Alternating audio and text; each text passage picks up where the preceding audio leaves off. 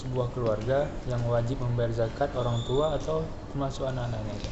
Yang wajib membayar zakat dalam satu keluarga adalah yang menanggung nafkah. Maka ada istri, ada anak-anak, juga termasuk ada pembantu yang tinggal bersama.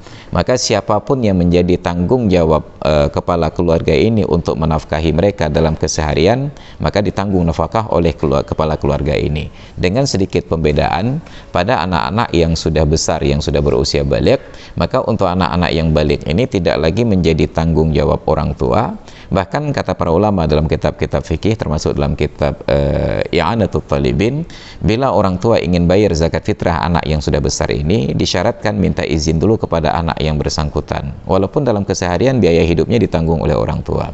Itu barangkali salah satu jalan di dalam Islam untuk orang tua ini punya kesempatan menyampaikan pesan kepada anak bahwa seharusnya dalam usia kamu sekarang, ayah tidak punya kewajiban ekonomi apa-apa terhadapmu.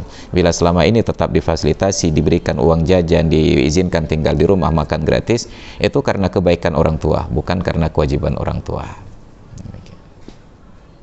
Zakat itu diserahkan ke masjid atau ke